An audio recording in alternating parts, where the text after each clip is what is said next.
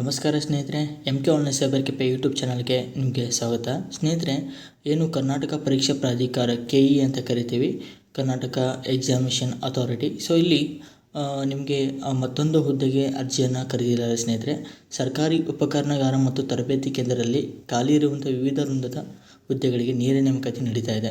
So ಏನು ಸರ್ಕಾರಿ ಉಪಕರಣಗಾರ ಮತ್ತು ತರಬೇತಿ ಕೇಂದ್ರ ಅಂತಂದರೆ ಇಲ್ಲಿ GTTC ಅಂತ ಏನು ಕರಿತೀವಿ ಸ್ನೇಹಿತರೆ, ಏನು government tool room training centre ಅಂತ ಕರಿತೀವಿ. Okay, GTTC, okay, government tool room training centre. So ಇಲ್ಲಿ ಒಟ್ಟು ನಿಮಗೆ 76 ಹುದ್ದೆಗಳು, ಓಕೆ, 76 ಹುದ್ದೆಗಳಿಗೆ ಇಲ್ಲಿ ಕರೆದಿದ್ದಾರೆ. ಏನೇನು ಅರ್ಹತೆ ಇರಬೇಕು ಮತ್ತು ಅಪ್ಲಿಕೇಶನ್ ಡೇಟ್ ಯಾವಾಗ ಸ್ಟಾರ್ಟ್ ಆಗುತ್ತೆ, ಹಾಗೆ ವಿದ್ಯಾರ್ಹತೆ ಏನು, ವಯೋಮಿತಿ ಏನು, ಹಾಗೆ ಸ್ಪರ್ಧಾತ್ಮಕ ಪರೀಕ್ಷೆ ಯಾವ ರೀತಿ ನಡೆಯುತ್ತೆ ಅನ್ನೋದನ್ನು ಕಂಪ್ಲೀಟಾಗಿ ಈ ವಿಡಿಯೋದಲ್ಲಿ ನಿಮಗೆ ಹೇಳ್ತಾ ಹೋಗ್ತೀನಿ ಸ್ನೇಹಿತರೆ. ಸೊ ಇತ್ತೀಚೆಗೆ ಬಂದಂಥ ನೋಟಿಫಿಕೇಷನ್ ಇದಾಗಿರುತ್ತೆ. ಸೊ ಇದರ ಬಗ್ಗೆ ಕಂಪ್ಲೀಟ್ ಆದ ಮಾಹಿತಿನ ಇಲ್ಲಿ ನೋಡ್ತಾ ಹೋಗೋಣ. ಸೊ ಯಾರೆಲ್ಲ ವೀಡಿಯೋನ ಮೊದಲೇ ಬಾರಿಗೆ ನೋಡ್ತಾ ಇದ್ರು ನಮ್ಮ ಚಾನಲ್ನ ಸಬ್ಸ್ಕ್ರೈಬ್ ಮಾಡ್ಕೊಂಡಿದ್ರೆ ಸಬ್ಸ್ಕ್ರೈಬ್ ಮಾಡ್ಕೊಳ್ಳಿ, ಮತ್ತು ಪಕ್ಕದಲ್ಲಿರುವಂಥ ಬೆಲ್ ಬಟನ್ ಒತ್ತೋದ್ರ ಮುಖಾಂತರ ಮುಂದಿನ ಅಪ್ಡೇಟ್ಸ್ ವೀಡಿಯೋಗಳಿಗೆ ನೋಟಿಫೈ ಆಗಿರಿ ಅಂತ ಹೇಳಿ ಸ್ನೇಹಿತರೆ. ಸೊ ಬನ್ನಿ ವಿಡಿಯೋನ ಸ್ಟಾರ್ಟ್ ಮಾಡೋಣ. ಓಕೆ, ಇಲ್ಲಿ ನೋಡ್ಬೋದು ಸ್ನೇಹಿತರೆ, 5/3/2024 ರಿಲೀಸ್ ಆಗಿರುವಂಥ ಈ ನೋಟಿಫಿಕೇಷನ್ ಇದಾಗಿರುತ್ತೆ. ಸೊ ಸರ್ಕಾರಿ ಉಪಕರಣಗಾರ ಮತ್ತು ತರಬೇತಿ ಕೇಂದ್ರದಲ್ಲಿ ಖಾಲಿ ಇರುವಂಥ ವಿವಿಧ ವೃಂದದ ಹುದ್ದೆಗಳು ನೇರ ನೇಮಕಾತಿ. ಸೊ ಏನೋ ಆಗಲೇ ಹೇಳಿದಾಗೆ GTTC ಅಂತ ಏನು ಕರೆದ್ವಿ, government tool room training centre. ಓಕೆನಾ. ಸೊ ಇಲ್ಲಿ ವ್ಯವಸ್ಥಾಪಕ ನಿರ್ದೇಶಕ ಇದು ಪತ್ರದ ಅನ್ವಯ. ಸೊ ಇದೊಂದು ನೋಟಿಫಿಕೇಷನ್ ಇರುತ್ತೆ, ಅದರ ಅನ್ವಯ ಉಳಿಕೆ ಮೂಲ ವೃಂದ ಮತ್ತು ಕಲ್ಯಾಣ ಕರ್ನಾಟಕ ಸ್ಥಳೀಯ ವೃಂದದ ವಿವಿಧ ವೃಂದದ ಹುದ್ದೆಗಳ ನೇರ ನೇಮಕಾತಿಗೆ ಕರ್ನಾಟಕ ಪರೀಕ್ಷಾ ಪ್ರಾಧಿಕಾರ ವತಿಯಿಂದ ಸ್ಪರ್ಧಾತ್ಮಕ ಪರೀಕ್ಷೆಯನ್ನು ನಡೆಸಲಾಗುತ್ತೆ. ಸೊ ಇದು ಯಾರು ನಡೆಸ್ತಾರೆ ಎಕ್ಸಾಮು? ಕರ್ನಾಟಕ ಪರೀಕ್ಷಾ ಪ್ರಾಧಿಕಾರ. ಓಕೆ, ಇಲ್ಲಿ ಅಭ್ಯರ್ಥಿಗಳು ಪ್ರಾಧಿಕಾರ ನಡೆಸುವ ಲಿಖಿತ ಪರೀಕ್ಷೆಗೆ ಹಾಜರಾಗಬೇಕು. ಸೊ ತದನಂತರದಲ್ಲಿ ಪ್ರಾಧಿಕಾರದ ವೆಬ್ಸೈಟ್ KEA.kar.ns.in. ಸೊ ಇದರ ಲಿಂಕ್ ನಾನು ಡಿಸ್ಕ್ರಿಪ್ಷನ್ ಕೊಟ್ಟಿರ್ತೀನಿ. ಎನಿ ಅಪ್ಡೇಟ್ ಸ್ನೇಹಿತರೆ ಅಲ್ಲಿ ಕೂಡ ನೀವು ಹೋಗಿ ಚೆಕ್ ಮಾಡ್ಕೋಬೋದು. So GTTC recruitment, okay, government tool room ಅಂತ ಹೇಳಿದ್ವಿ.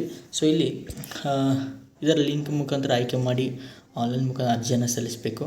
ಪೆನ್ ಮತ್ತು ಪೇಪರ್ ಉಪಯೋಗಕ್ಕಾಗಿ ಅರ್ಜಿಯನ್ನು ಸಲ್ಲಿಸಲು ಇರುವುದಿಲ್ಲ. ಓಕೆ, ಸೊ ನೀವು ಪೇಪರ್ ಮತ್ತು ಏನೋ ಫಾರ್ಮ್ಗಳನ್ನು ಫಿಲ್ ಮಾಡೋದಿರುತ್ತೆ ಕೆಲವೊಂದು ಅಪ್ಲಿಕೇಶನ್ ಹುದ್ದೆಗಳಿಗೆ. ಸೊ ಇಲ್ಲಿ ಯಾವುದೇ ರೀತಿಯಾದ ಪೇಪರ್ ಫಾರ್ಮ್ಗಳನ್ನು ಫಿಲ್ ಮಾಡೋ ಥರ ಇರಲ್ಲ. ಸೊ ಎಲ್ಲವೂ ಕೂಡ ಆನ್ಲೈನ್ ಮುಖಾಂತರ ಅರ್ಜಿಯನ್ನು ಸಲ್ಲಿಸಬೇಕಾಗತ್ತೆ. ಸೊ ಇದು ಒಂದು ಶಾರ್ಟ್ ನೋಟಿಫಿಕೇಷನ್ ಆಗಿರೋದ್ರಿಂದ ವಿವರವಾದಂಥ ಅಧಿಸೂಚನೆ ಪ್ರಕಟಿಸಲಾಗುವಂಥ ದಿನಾಂಕ 24/3/2024. ಓಕೆ, ಸೊ 24 ನಮ್ಮ ಮಾರ್ಚಲ್ಲಿ ಬರುತ್ತೆ ಸ್ನೇಹಿತರೆ. ಸೊ ಇಲ್ಲಿ ಆನ್ಲೈನ್ ಮುಖಾಂತರ ಅರ್ಜಿ ಸಲ್ಲಿಸುವ ಪ್ರಾರಂಭ ದಿನಾಂಕನೂ ಕೂಡ ಕೊಟ್ಟಿದ್ದಾರೆ 24ರಂದು. ಹಾಗೆ ಆನ್ಲೈನ್ ಮುಖಾಂತರ ಅರ್ಜಿ ಸಲ್ಲಿಸುವ ಕೊನೆಯ ದಿನಾಂಕ 23/4/2024. ಸೊ ಒಟ್ಟು ನಿಮಗೆ 1 ತಿಂಗಳ ಕಾಲಾವಕಾಶನ ಕೊಟ್ಟಿದ್ದಾರೆ. So March to April. Okay, so online ಮುಖಾಂತರ ಅರ್ಜಿಯ ಈಗ ಏನು ನೀವು ಪಾವತಿಸುವಂಥ ಚಲನ್ ಏನು ಜನರೇಟ್ ಆಗುತ್ತೆ ಸ್ನೇಹಿತರೆ.